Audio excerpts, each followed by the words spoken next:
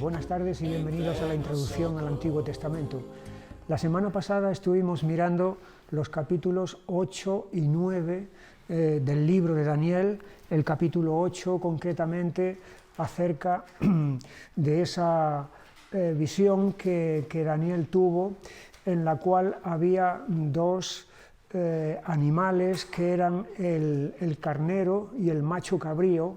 El carnero venía del oriente, el macho cabrío del occidente, y la confrontación que hubo entre ambos, y veíamos que ese carnero representaba el imperio persa o el rey persa, y el macho cabrío representaba el griego en la figura de Alejandro Magno. Y veíamos también, ayudados del mapa de la página 148, cómo Alejandro se convirtió en el dueño de todo lo que había sido anteriormente el imperio persa, e incluso extendió todavía sus dominios mucho más allá. Veíamos que su conquista fue fugaz, fue muy rápida. En cuestión de 12 años se hizo con toda esa inmensidad de territorio, pero vimos también cómo su muerte fue prematura, porque murió con aproximadamente 33 años, y entonces a su muerte se produjo la partición de su imperio entre sus generales. A esos generales se les conoce con el nombre de diádocos. Es una palabra griega que significa sucesores, simplemente sucesores. Entonces, de esa partición hubo sobre todo dos partes principales, que fueron la parte septentrional y la parte meridional, que la veíamos en el siguiente mapa de la página 149 arriba. La parte septentrional en color verde y la parte meridional en color rosa.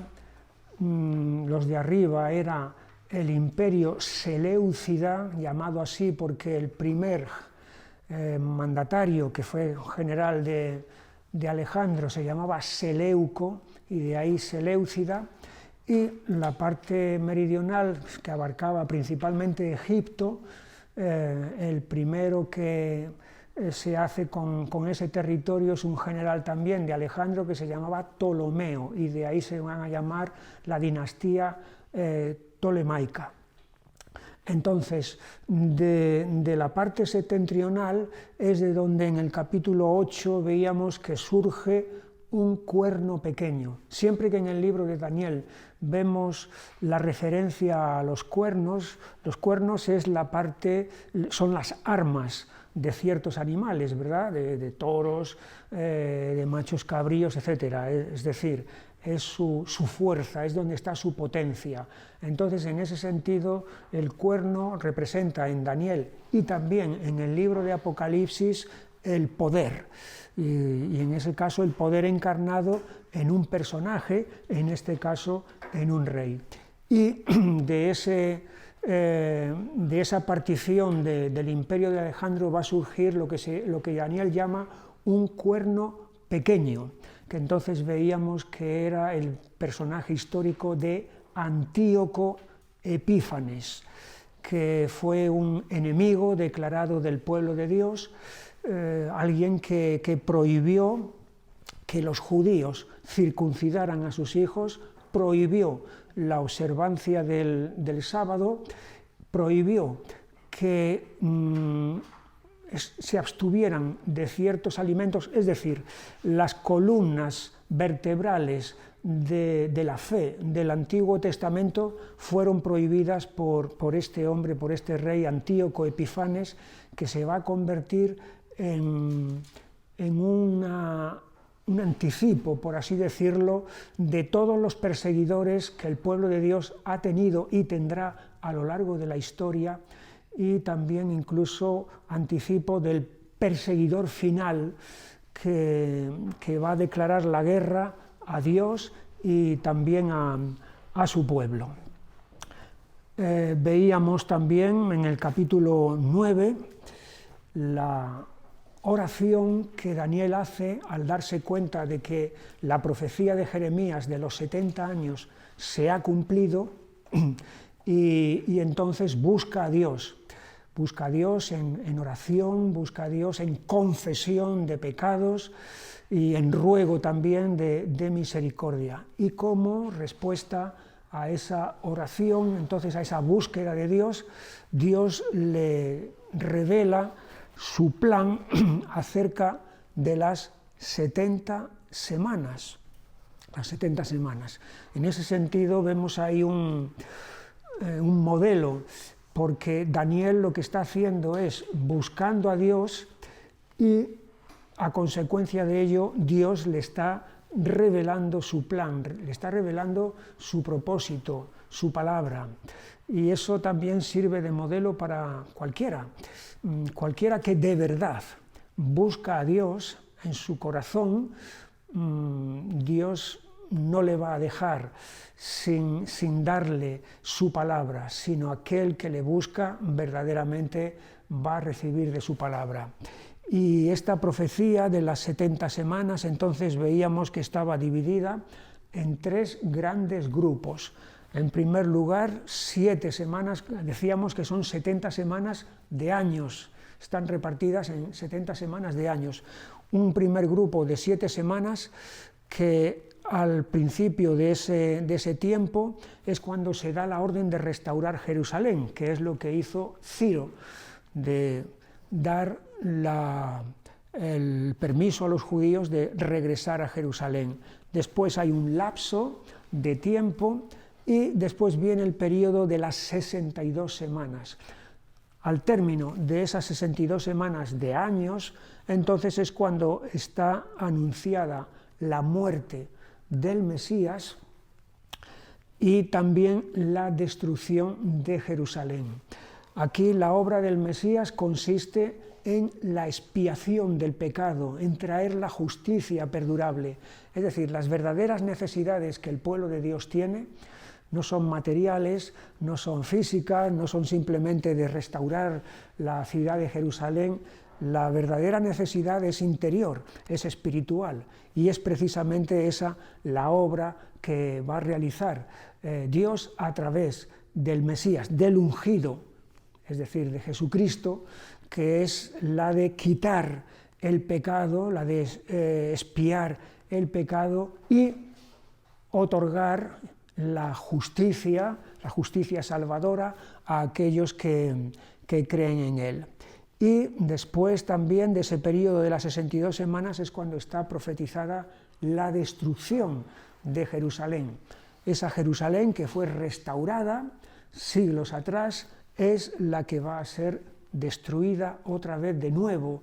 Y vemos que esto se cumplió aproximadamente 40 años después de la muerte y resurrección de Jesús, cuando los romanos pusieron sitio a la ciudad y finalmente la conquistaron y la destruyeron y incendiaron el templo, que quedó destruido. Luego hay un lapso indeterminado de tiempo, con lo cual habrá una semana más, que es la que está por venir, en la que se producirá la persecución final contra el pueblo de Dios.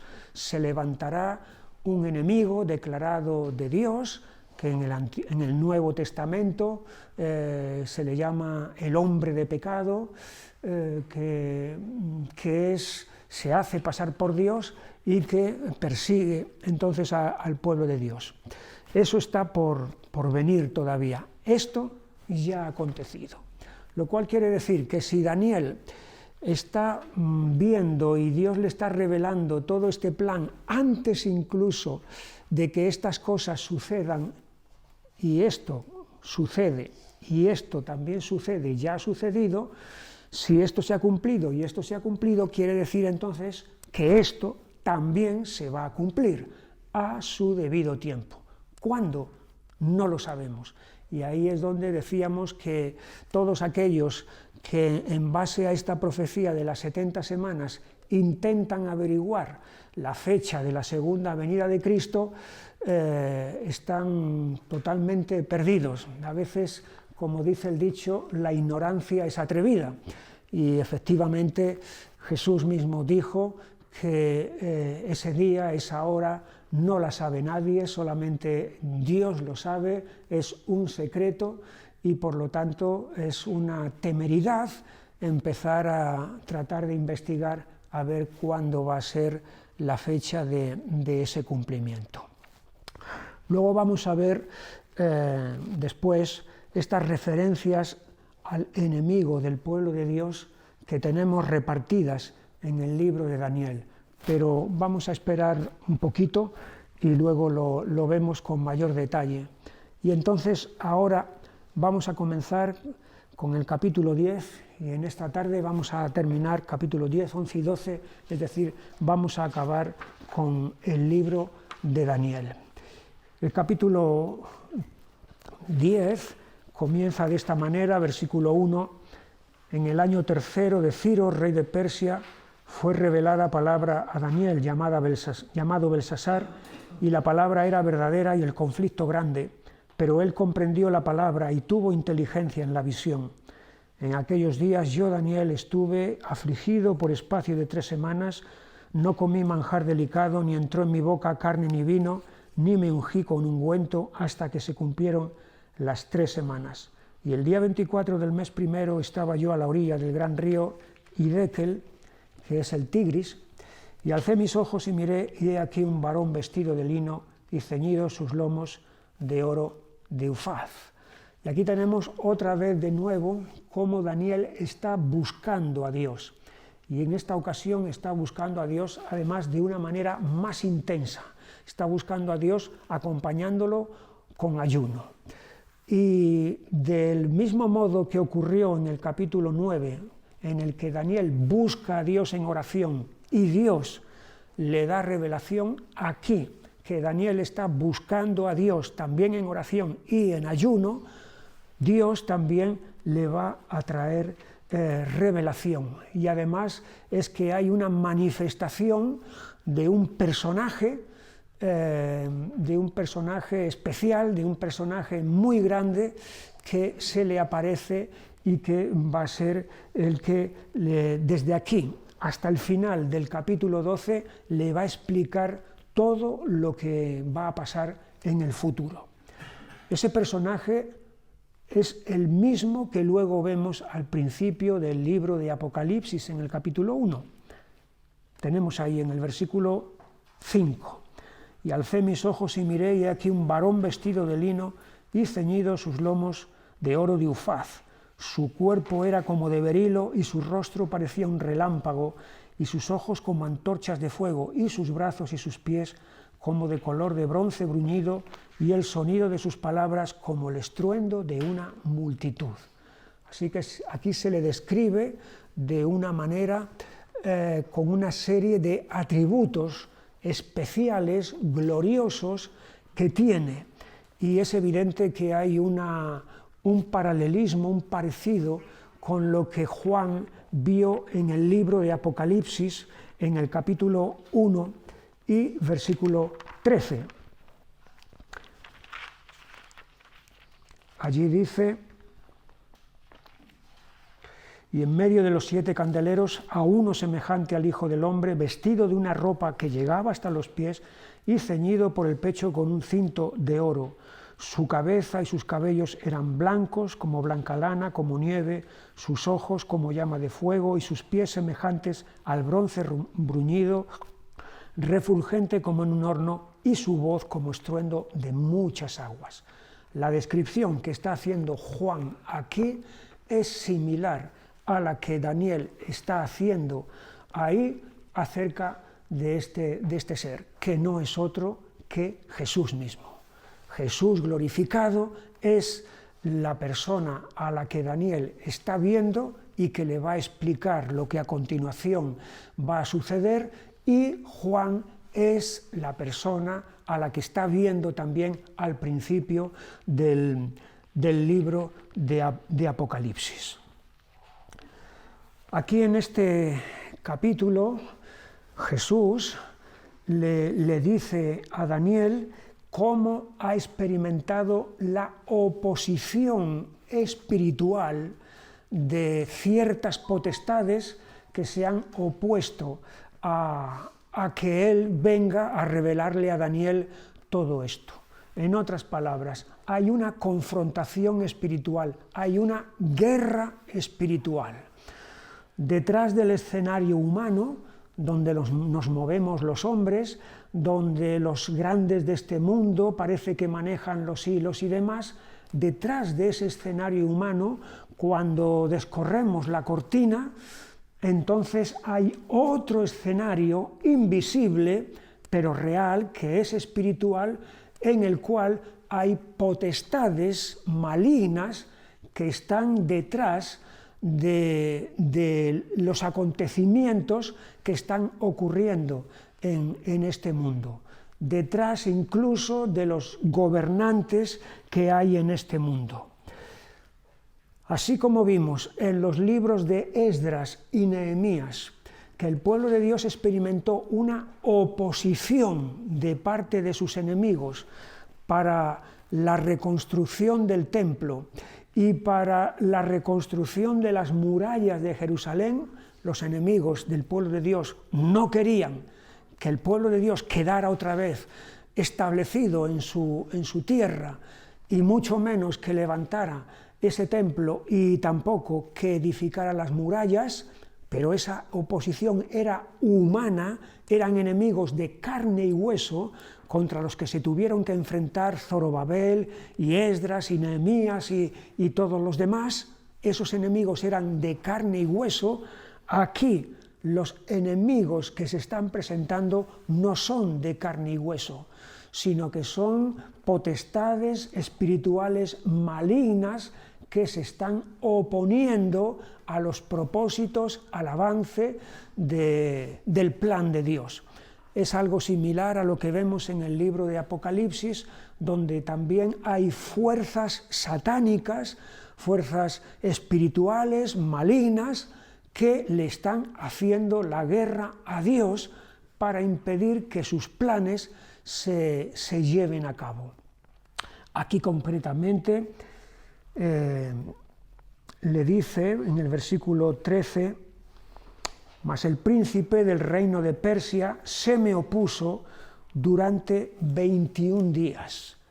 Así que aquí está haciéndole frente, cerrándole, por así decirlo, el paso para que él, Jesús, no venga a Daniel para darle a conocer todo esto. No solamente ese príncipe del reino de Persia, sino que también en el versículo 20, él me dijo: ¿sabes por qué he venido a ti? Pues ahora tengo que volver para pelear contra el príncipe de Persia, y al terminar con él, el príncipe de Grecia vendrá.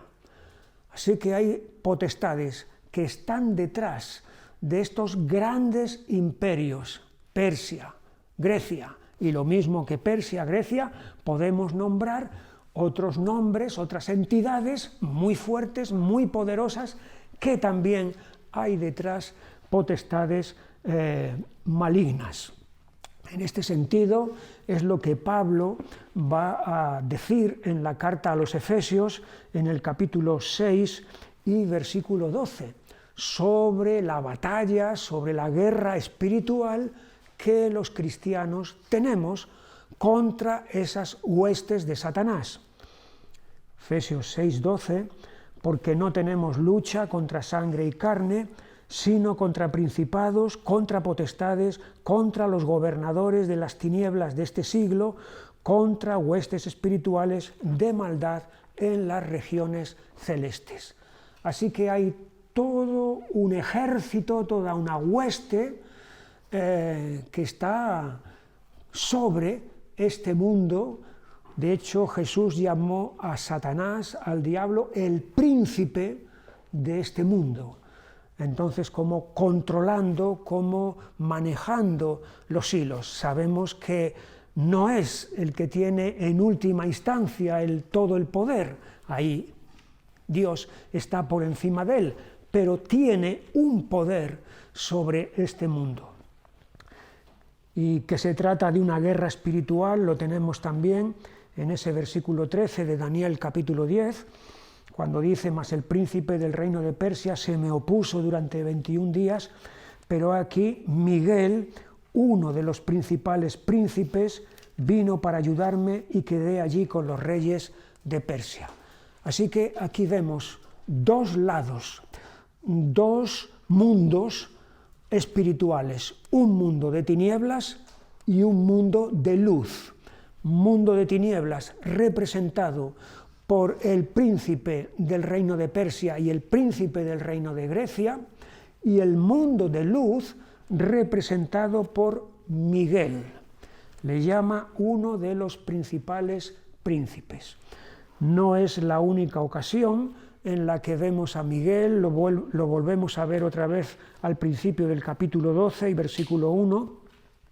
En aquel tiempo se levantará Miguel, el gran príncipe que está de parte de los hijos de tu pueblo. Así que, de la misma manera que Persia y Grecia tienen detrás de ellos esas potestades demoníacas, Israel tiene detrás esa otra potestad de luz que está representada por Miguel.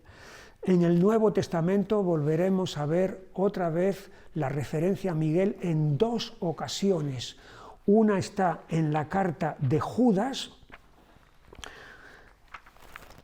allí en el capítulo 1, versículo 9, cuando dice: pero cuando el arcángel Miguel, y aquí se le llama arcángel, Daniel le ha llamado príncipe, aquí se le llama arcángel, es decir, ángel principal, ángel que destaca por encima de los demás ángeles. Cuando el arcángel Miguel contendía con el diablo, disputando con él por el cuerpo de Moisés, no se atrevió a proferir juicio de maldición contra él, sino que dijo: el Señor te reprenda. Esta es una referencia a Miguel. Y la otra que tenemos en el Nuevo Testamento está en el capítulo 12 y versículo 7, donde dice, Apocalipsis 12, 7, después hubo una gran batalla en el cielo, Miguel y sus ángeles luchaban contra el dragón, y luchaban el dragón y sus ángeles, pero no prevalecieron ni se halló ya lugar para ellos en el cielo. Así que aquí tenemos un combate entre las fuerzas del diablo y las fuerzas de Dios, que están mandadas entonces por Miguel. Llama la atención aquí, volvemos otra vez al capítulo 10 de Daniel, versículo 13, que dice: he aquí Miguel, uno de los principales príncipes, vino para ayudarme. Y quien está hablando aquí es nada menos que Jesús mismo. Parece que Jesús necesita de la ayuda de Miguel, y esto podría sonar un poco raro, ¿no? O casi hasta blasfemo. Imaginar que una criatura tiene que dar ayuda al que la ha creado. Pero un poco más adelante, al final de este capítulo, en el versículo 21, dice: pero yo te declararé lo que está escrito en el libro de la verdad, y ninguno me ayuda contra ellos sino Miguel vuestro príncipe. Y yo mismo, en el año primero de Darío el Medo, estuve para animarlo y fortalecerlo. Es decir, aquí se nos aclara la cuestión. Miguel está ayudando al Señor, a su Señor, porque el Señor primero ha animado y fortalecido a Miguel. Entonces ahora las cosas cuadran, las cosas se ponen en su sitio, y es la criatura la que recibe primero la fortaleza del Señor de la criatura, para que ésta a su vez entonces pueda combatir del lado de su Señor. Así que guerra espiritual es una realidad. No solamente en el tiempo de Daniel, es una realidad en todo tiempo. Estamos sumidos en medio de un conflicto espiritual de dimensiones descomunales, entonces en las que está en juego ni más ni menos que el propósito de Dios se lleve a cabo. Pasamos al capítulo siguiente, lo he titulado Guerra contra el pueblo de Dios. El capítulo siguiente probablemente es el capítulo más difícil, por lo menos para mi entender, de los 12 capítulos de Daniel, porque aquí entra en una serie de pormenores acerca de reyes que uno se puede perder en todo esto. Este capítulo 11 es una explicación más detallada de lo que vimos en el capítulo 8. Es decir, capítulo 8 con el carnero y el macho cabrío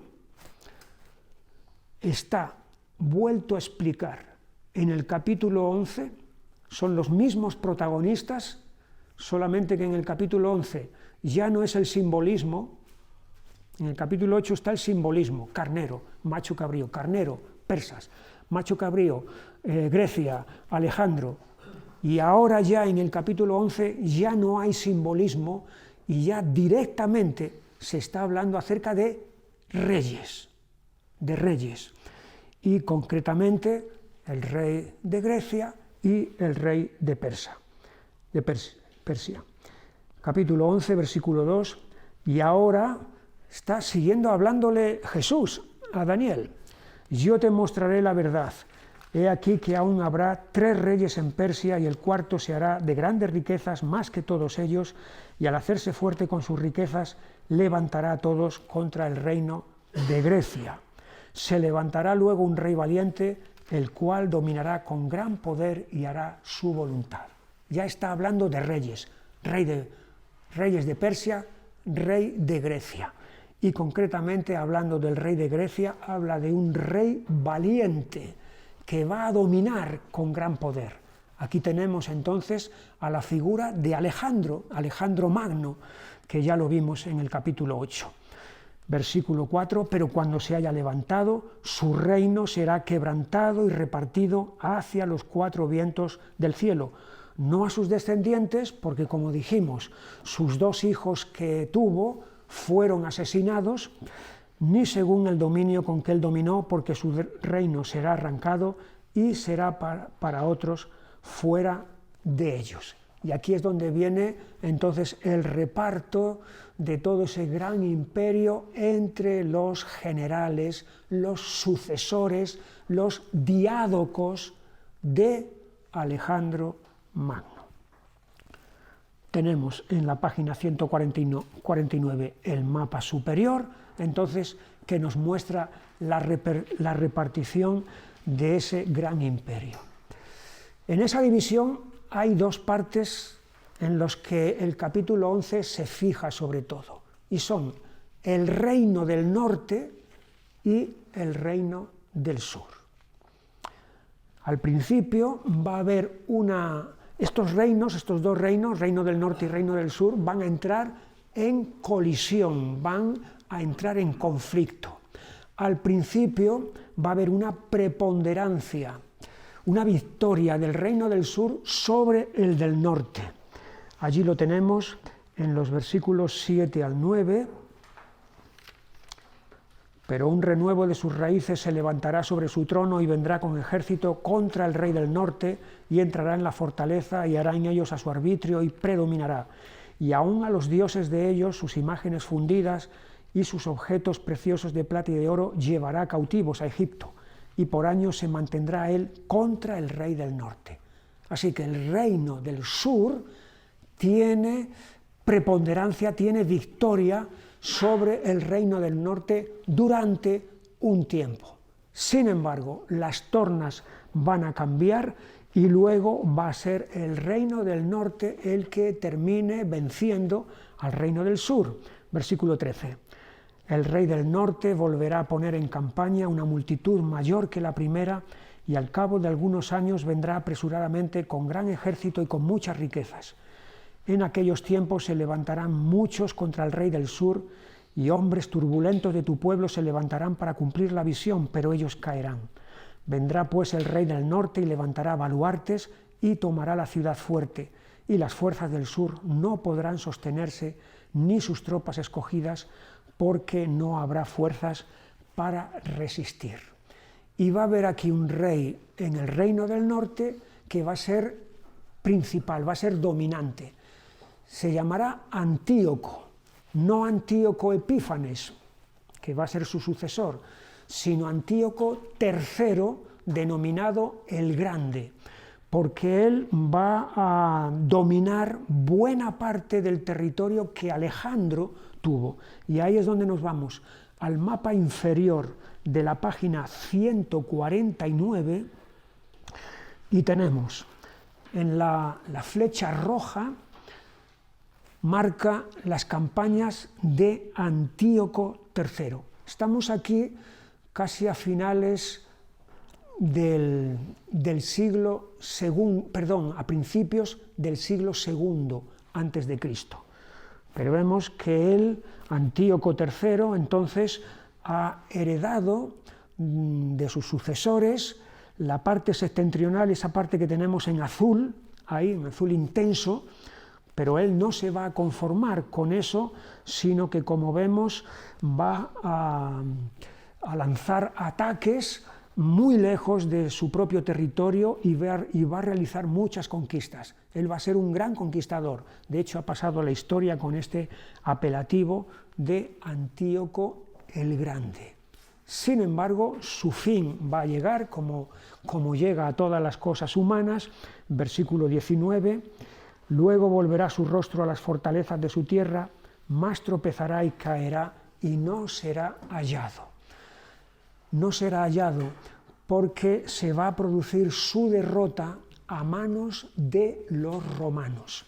A estas alturas del tiempo, Roma está empezando a ser la fuerza emergente en todo el Mediterráneo. Roma ha estado librando una serie de guerras que se llaman las guerras púnicas contra Cartago. Cartago era la otra gran potencia en el Mediterráneo, todo el norte de África lo dominaba también Córcega, Cerdeña, las Islas Baleares y la costa oriental y meridional de la península ibérica de España. Todo eso era el imperio cartaginés. Roma está en la península italiana y Roma cada vez va tomando más y más fuerza y entonces se va a producir el choque entre Roma y Cartago. Tras 3 guerras púnicas, Roma logra doblegar y derrotar a Cartago y se convierte en la potencia dominante. Y es ahí cuando Roma empieza a ejercer su influencia y su dominio hacia todo este territorio que estamos viendo aquí, y es donde va a derrotar a este rey que se llama Antíoco III. Después de un sucesor efímero que este hombre tiene, dura muy poco tiempo en el trono, versículo 20, se levantará en su lugar uno que hará pasar un cobrador de tributos por la gloria del reino, pero en pocos días será quebrantado, aunque no en ira ni en batalla, y le sucederá en su lugar un hombre despreciable, o sea, un hombre vil, al cual no darán la honra del reino, pero vendrá sin aviso y tomará el reino con halagos. Así que es un hombre muy, muy astuto que va a conseguir hacerse con el poder. Este hombre vil es precisamente Antíoco Epífanes, Antíoco IV, que se va a convertir en el enemigo declarado del pueblo de Dios. Si ya de por sí el helenismo, recordamos lo que era el helenismo, el intento de Alejandro Magno de imponer sobre todos sus territorios el pensamiento griego, la cultura griega, la filosofía griega, la religión griega, la lengua griega, que todo el mundo estuviera unificado en torno a lo griego. De esa manera tendrían que desaparecer todas las demás diferencias o peculiaridades que los otros pueblos tuvieran.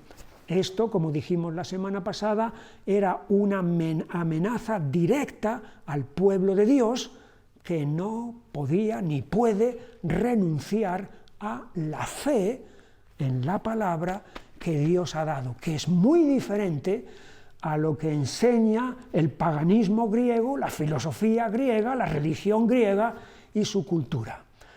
Entonces, aquí es donde este hombre, Antíoco Epífanes, dijimos que el apelativo, el sobrenombre que él mismo se puso, Epífanes, significa manifestado, o sea, Dios manifestado. De ahí viene la palabra Epifanía también, el nombre Epifanía.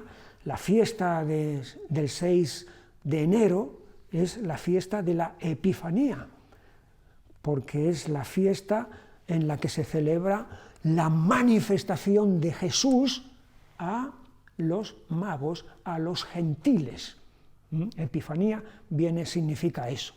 Pero este hombre, de manera blasfema, se va a atribuir este nombre de Epífanes como si él fuera Dios y él lo pudiera todo. Y de una forma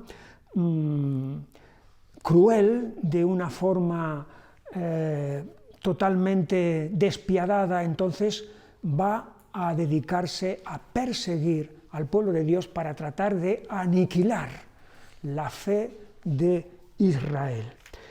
Y allí tenemos en el versículo 28, y volverá a su tierra con gran riqueza y su corazón será contra el pacto santo, hará su voluntad y volverá a su tierra.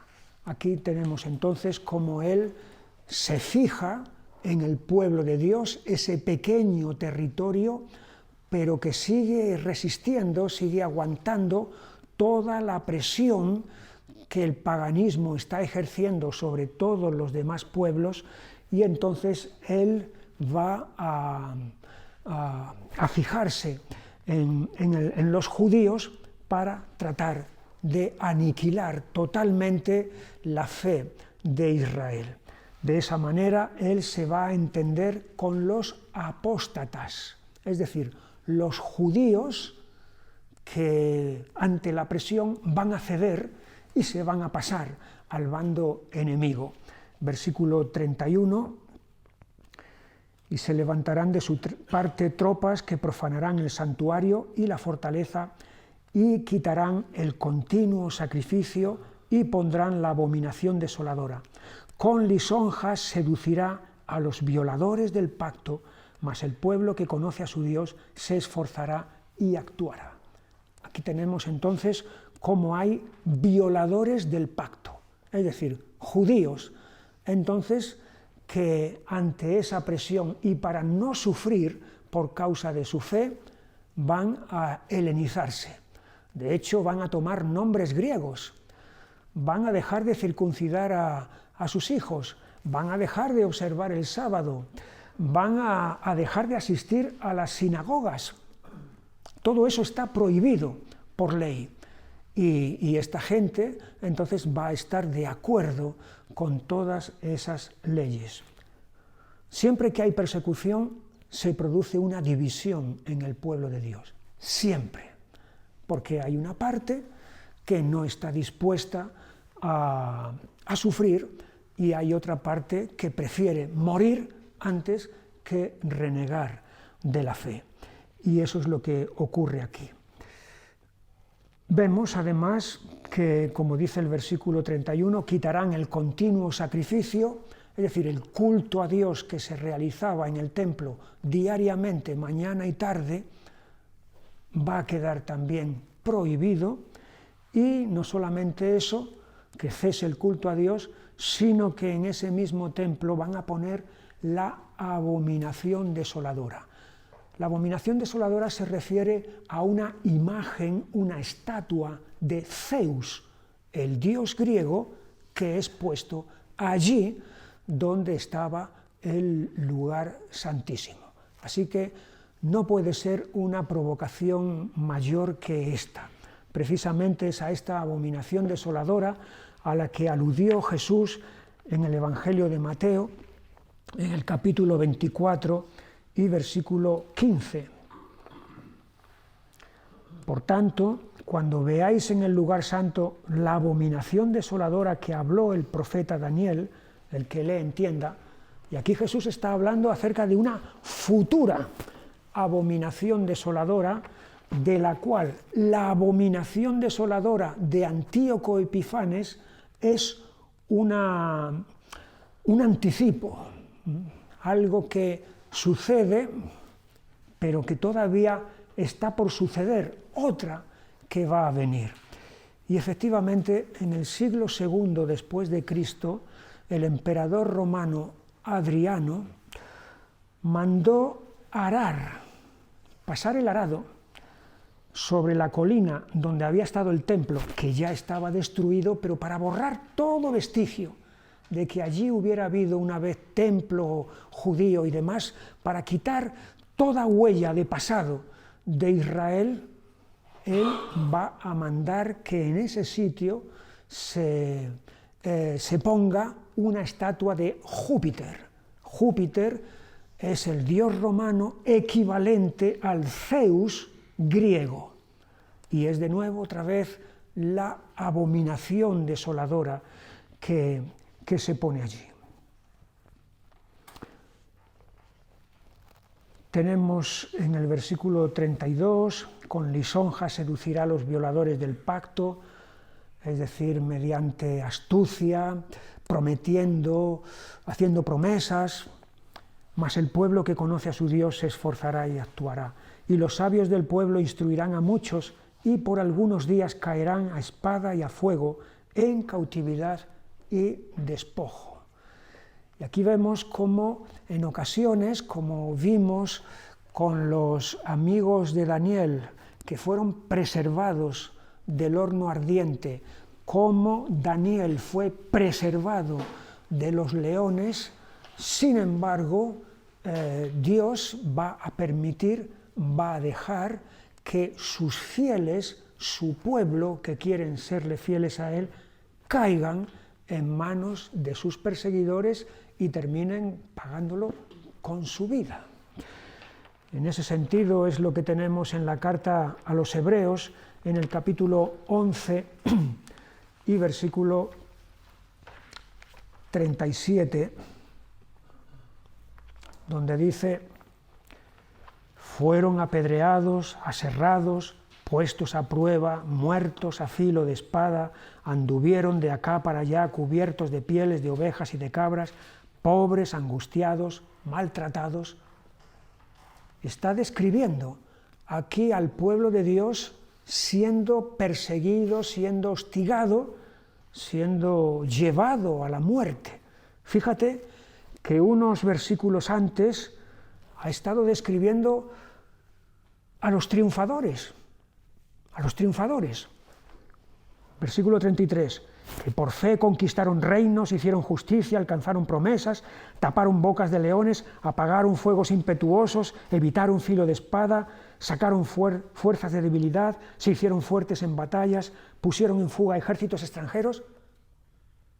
Son los triunfadores. Dios los ha llevado de triunfo en triunfo, de victoria en victoria. Unos versículos después, fueron apedreados, aserrados, puestos a prueba, muertos a filos de espada. Tanto los triunfadores como los perdedores son pueblo de Dios. Los que Dios utilizó para alcanzar todas estas gestas, todos estos prodigios que aquí se están narrando, por la fe. ¿Cómo? Los que fueron sujetos a sufrimiento y a persecución y terminando pagando muy caro su lealtad a Dios, unos y otros son pueblo de Dios. No tienen más valor los triunfadores que los perdedores a los ojos de Dios. No. Quizás a los ojos de los hombres dices, me quedo con los primeros, me quedo con los que conquistaron reinos, etcétera, etcétera. No quiero saber mucho de estos que, muertos a filos de espada, anduvieron de acá para allá. pero Dios, tanto a unos como a otros, los equipara al mismo nivel. Incluso yo diría que aquellos que han pagado un precio tan elevado, tan alto como son los mártires, tienen un lugar especial, un lugar mucho más elevado que los otros. Seguimos con Antíoco Epífanes, versículo 36, y el rey hará su voluntad y se ensoberbecerá y se engrandecerá sobre todo Dios, y contra el Dios de los dioses hablará maravillas y prosperará hasta que sea consumada la ira, porque lo determinado se cumplirá. Así que aquí tenemos el ensoberbecimiento de este hombre que dice se engrandecerá sobre todo Dios y contra el Dios de los dioses hablará cosas, todo lo que se le antoje, todo lo que quiera salir de su boca en abierto desafío contra Dios. En ese sentido, este hombre es un anticipo de lo que el apóstol Pablo nos enseña en la segunda carta a los tesalonicenses, en el capítulo 2 y versículo 3, donde dice: nadie os engañe en ninguna manera, porque no vendrá sin que antes venga la apostasía y se manifieste el hombre de pecado, el hijo de perdición, el cual se opone y se levanta contra todo lo que se llama Dios o es objeto de culto, tanto que se sienta en el templo de Dios como Dios, haciéndose pasar por Dios. El apóstol Pablo está hablando de un personaje que ha de venir, no ha llegado todavía. Por eso les dice a los tesalonicenses que estaban pensando que el regreso de Cristo era inminente, que se iba a producir pasado muy poquito tiempo, les dice: no, primero tiene que ocurrir esto, que aparezca este personaje, y es después de la aparición de este personaje cuando entonces se produce la segunda venida de Jesús. Pero como digo, aquí tenemos a Antíoco Epífanes, que la descripción que hace Daniel de él se parece mucho a lo que el apóstol Pablo habla del hombre de pecado. Este hombre es el mismo cuerno pequeño que tenemos en el capítulo 8, versículo 9.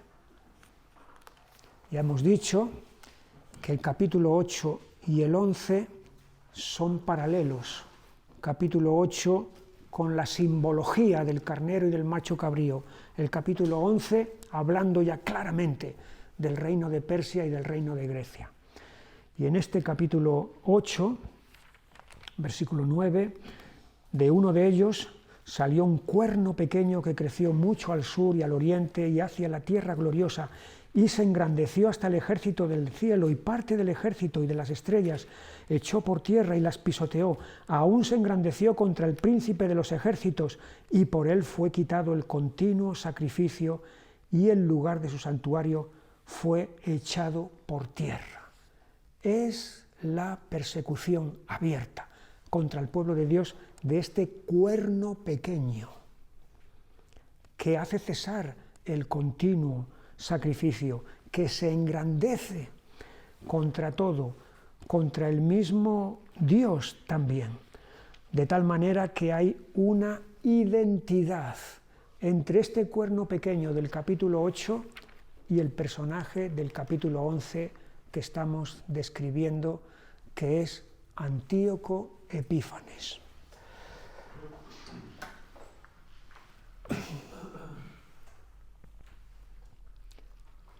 Referencias al enemigo del pueblo de Dios en Daniel. Y hay 4 grandes referencias que se hacen. En primer lugar, hay un cuerno pequeño en el capítulo 7 y versículo 8. Capítulo 7 es capítulo que describe las 4 bestias. La cuarta de ellas era una bestia indescriptible. Las otras eran el león, el oso y el leopardo, pero la cuarta no se puede describir de lo terrible que es. De esa cuarta bestia va a surgir un cuerno pequeño. Versículo 8. Mientras yo contemplaba los cuernos, he aquí que otro cuerno pequeño salía entre ellos, y delante de él fueron arrancados 3 cuernos de los primeros, y he aquí que este cuerno tenía ojos como de hombre y una boca que hablaba grandes cosas. Y en el versículo 21, y veía yo que este cuerno hacía guerra contra los santos y los vencía. Acababa con ellos, los mataba. Este cuerno pequeño del capítulo 7 todavía no ha llegado. Este es el perseguidor final que un día vendrá a esta tierra. El cuerno pequeño de Daniel 7 está todavía por llegar. Pero en el capítulo 8 y versículos 9 y 12 tenemos otro cuerno pequeño. Pero este cuerno pequeño, versículo 9, de uno de ellos salió un cuerno pequeño que creció mucho al sur y al oriente y hacia la tierra gloriosa. Este sale del macho cabrío, es decir, de Alejandro Magno. Es uno de los que vienen mucho después de Alejandro Magno, que es Antíoco Epífanes. ¿Ves? Entonces, el cuerno pequeño del capítulo 7 no es el mismo que el del capítulo 8. El del capítulo 8 es este personaje histórico que ya ha pasado. El del capítulo 7 es alguien que está por venir. Antíoco prefigura, es un anticipo del otro. Y en el capítulo 9 y versículo 27 tenemos al que se llama el desolador. Por otra semana confirmará el pacto con muchos, a la mitad de la semana hará cesar el sacrificio y la ofrenda, después con la muchedumbre de las abominaciones vendrá el desolador hasta que venga la consumación y lo que está determinado se derrame sobre el desolador. Es esta persecución final que está todavía por venir. Este enemigo entonces es el que va a venir en este tiempo. Y luego, la cuarta referencia al enemigo del pueblo de Dios lo tenemos en el capítulo 11 que hemos estado mirando, 31-36, que es Antíoco Epífanes. Así que este personaje es un buen representante, buen en el sentido de que representa de manera bastante fidedigna a todos los enemigos que el pueblo de Dios ha tenido, tiene y tendrá. Ha habido gobernantes que han querido aniquilar al judaísmo, a Israel, y han querido aniquilar también al cristianismo, a la Iglesia, de tal manera que todo lo que tenga que ver con Dios y con su pueblo sea aniquilado totalmente. Aquí tenemos entonces a este perseguidor final que va a venir. Y ya nos vamos al capítulo 12 y terminamos de esta manera con el libro de Daniel. Lo he titulado Tribulación y Exaltación.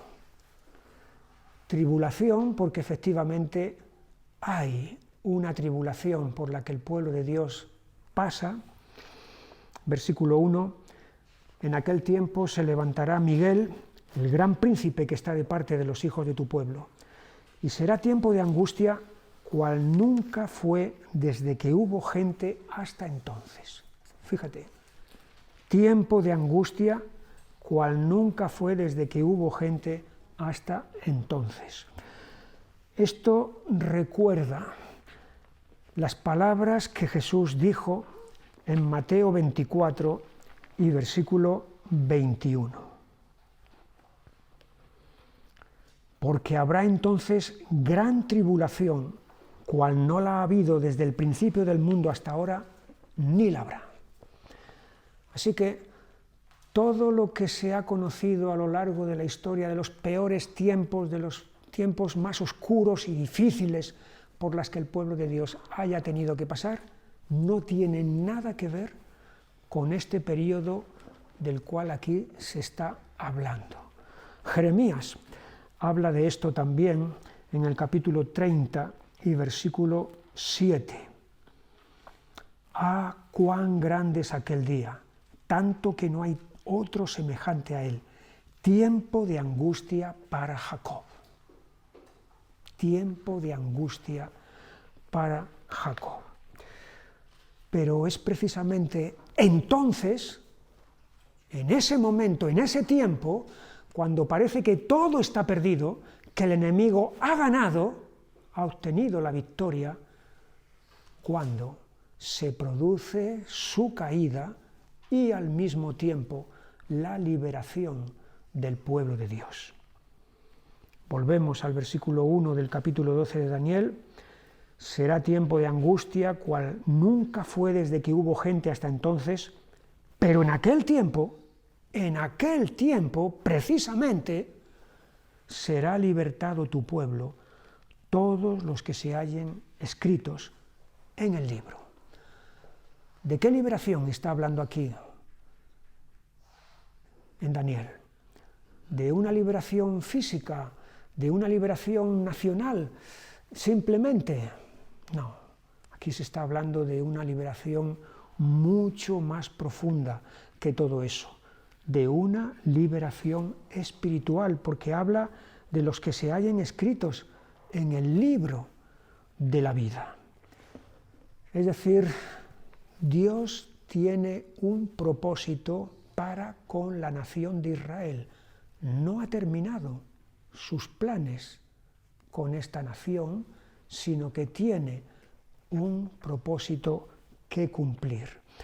En ese sentido tenemos lo que Pablo dice en la carta a los Romanos, en el capítulo 11 y versículo 26. Y luego todo Israel será salvo, como está escrito: vendrá de Sión el libertador que apartará de Jacob la impiedad, y este será mi pacto con ellos cuando yo quite sus pecados.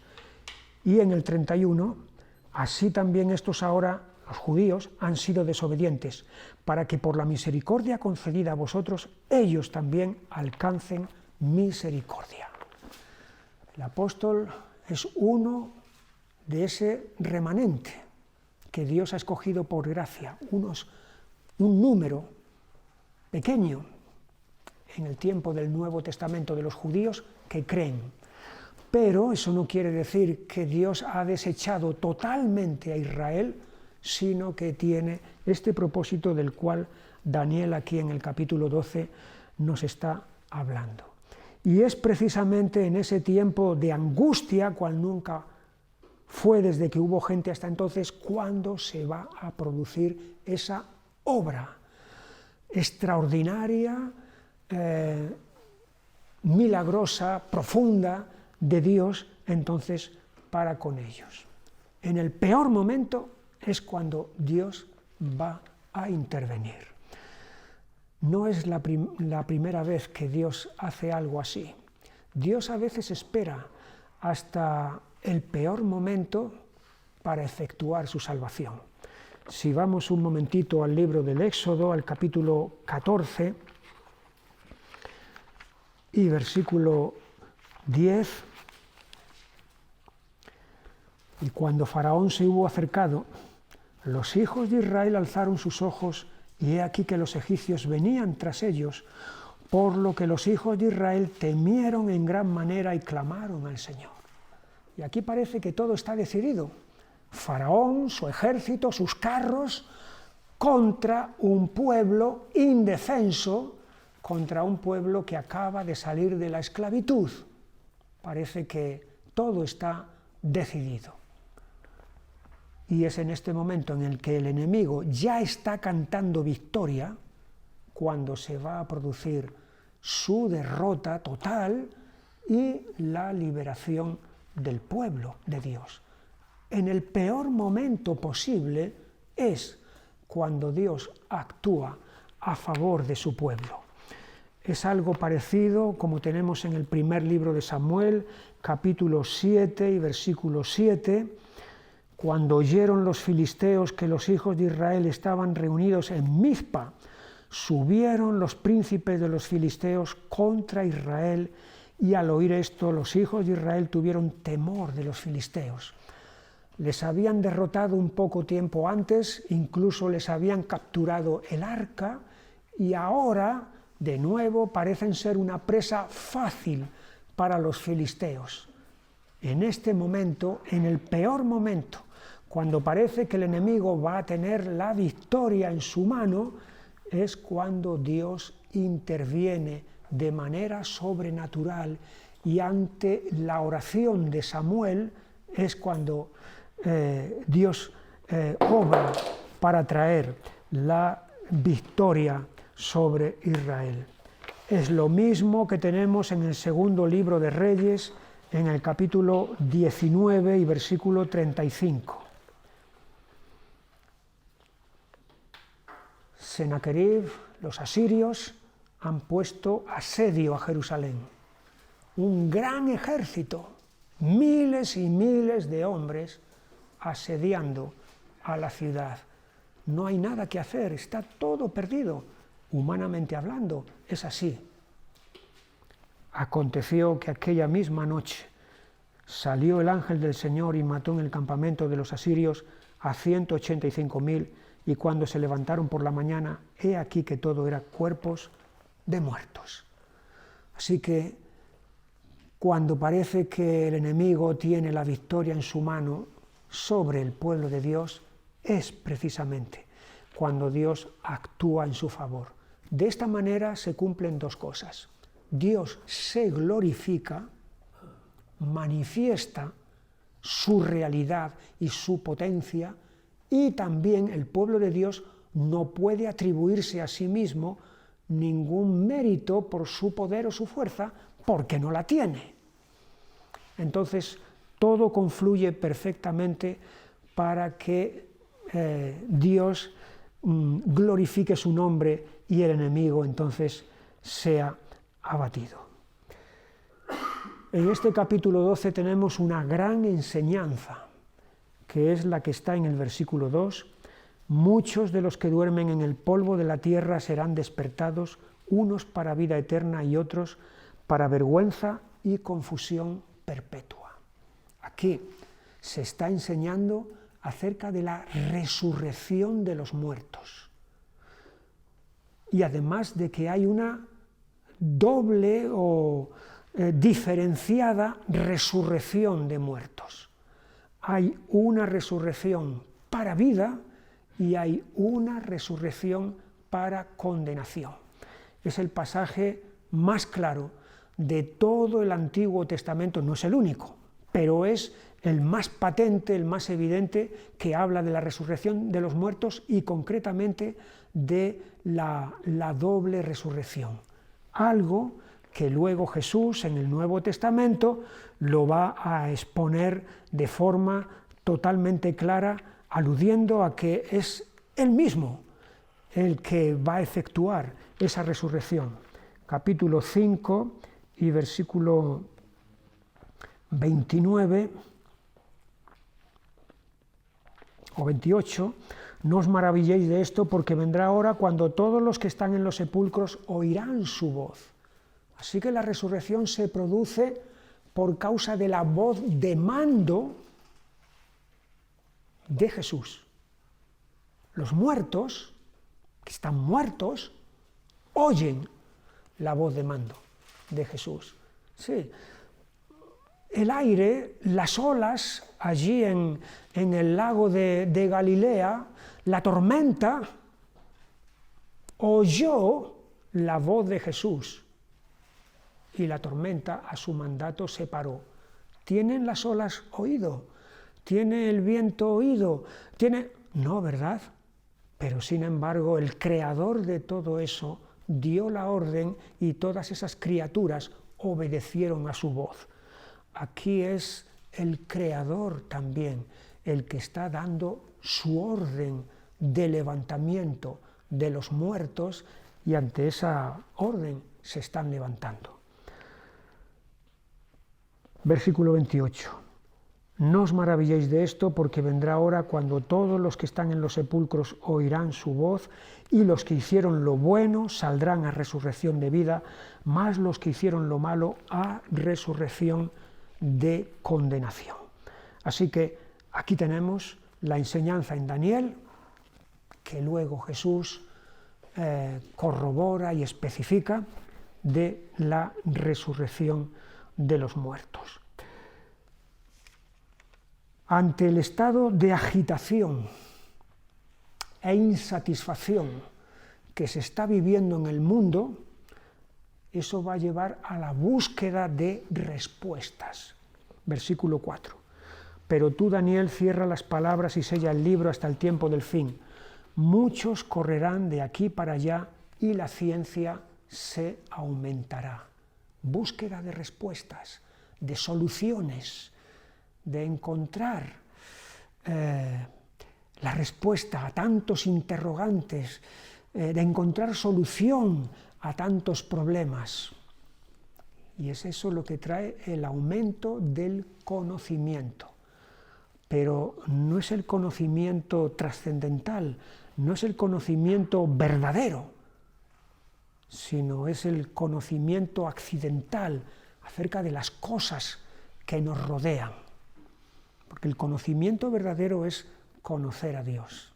Ese es el conocimiento que es verdadero. Pero aquí la gente está corriendo de acá para allá y buscando respuestas en otras partes.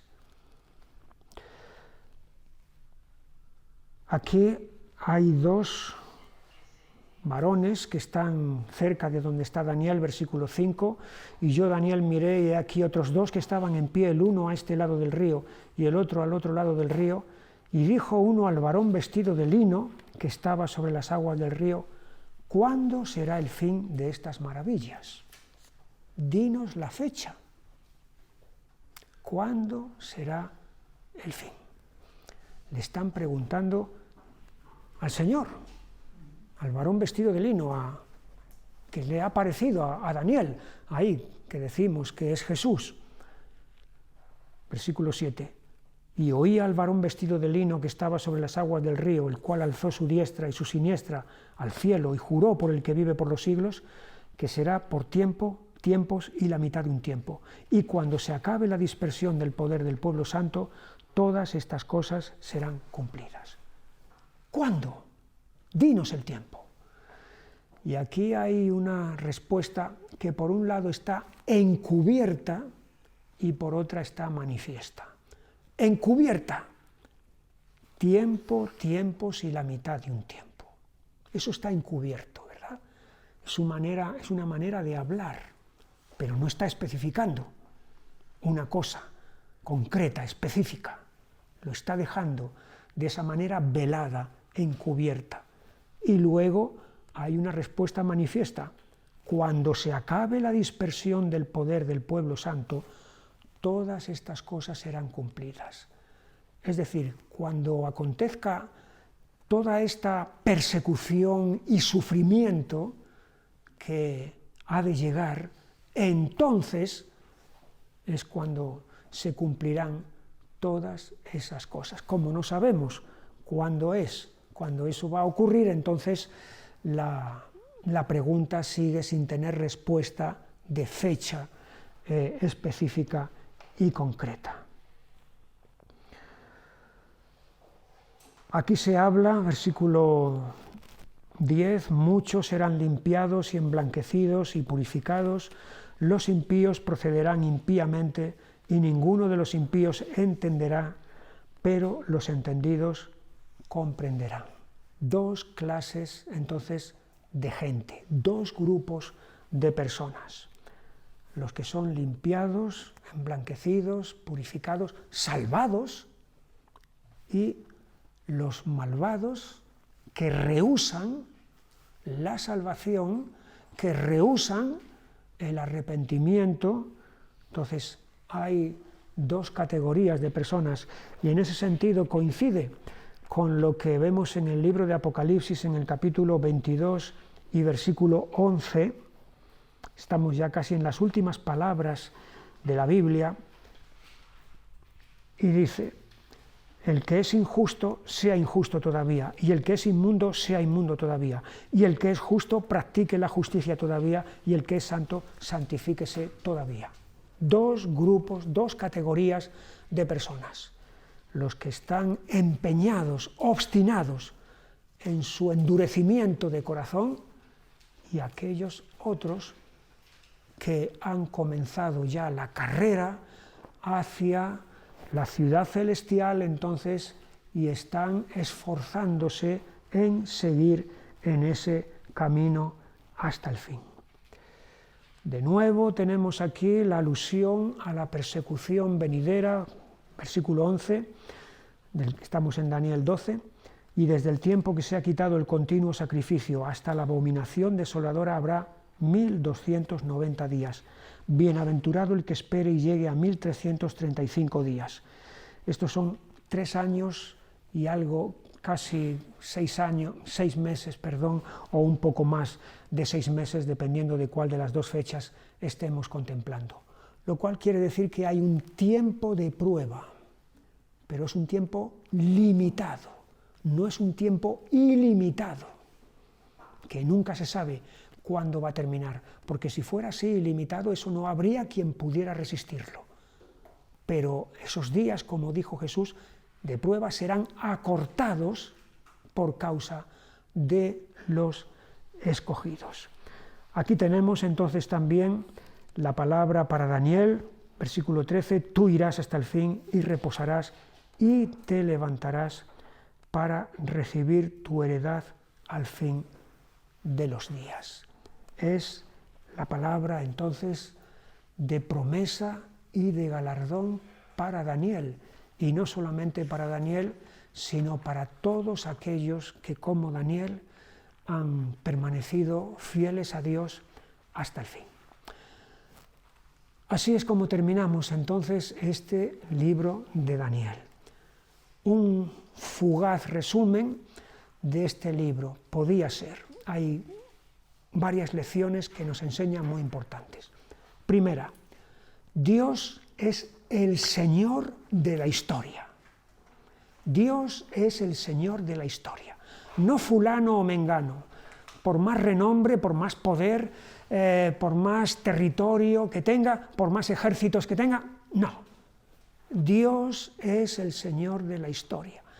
Él es el que la dirige, Él es el que la lleva hasta el fin que Él mismo ha planeado, y todo eso se va a cumplir. Otra lección: los reinos de este mundo, todos los reinos de este mundo de aquí abajo, pasarán. Son pasajeros, temporales. El reino de Dios permanecerá, y permanecerá para siempre. El pueblo de Dios, probado, va a ser probado, va a pasar por la prueba, pero va a triunfar. Así que el libro de Daniel nos transmite un mensaje de confianza y de esperanza. De confianza, porque es Dios quien tiene la última palabra. No estamos en manos de hombres, estamos en manos de Dios. Y eso es lo que infunde una confianza. Y eso también es lo que infunde esperanza, porque pase lo que pase, por más difícil y duro que sea, su propósito finalmente prevalecerá. Terminamos el libro de Daniel. La semana que viene no tenemos clase porque es fiesta, así que lo dejamos para dentro de 2 semanas. Así que, si Dios quiere, hasta entonces, que el Señor os bendiga. En Cristo Jesús recordaremos